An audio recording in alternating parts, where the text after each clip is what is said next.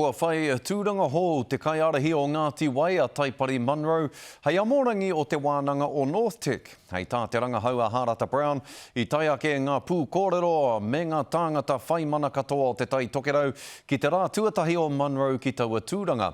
He momo tūranga kārea no kia kitea, i roto i tēnei wānanga o te tai tokerau. Kia tahuri ake tātou. Ki ana ko te Amorangi ki mua. Hei tā ngā rangatira nei o ngā puhi nui tonu e tika ana ma te rangatira no whangarei te terenga prāua tēnei tūranga hou e kawe ake. Ko koni atu i te tonu te kautau puango.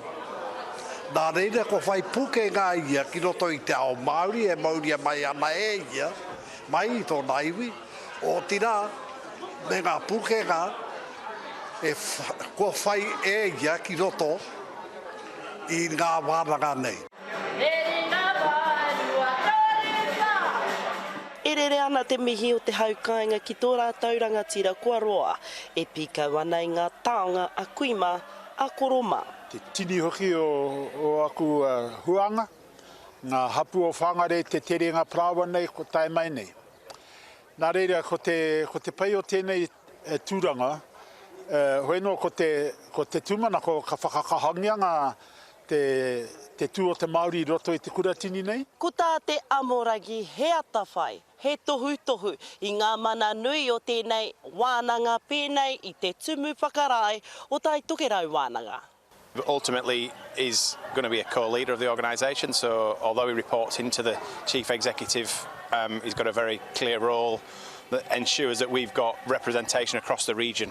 No, ko e whakapanuhiri a Taipari, ke gautura takuiwi a hai. Me te wawatai a katauri te Mātauranga Māori ki tō, te Mātauranga a te Pākehā. Ngā wā o mua, ko te Mātauranga Pākehā nahe te aronga. Engari,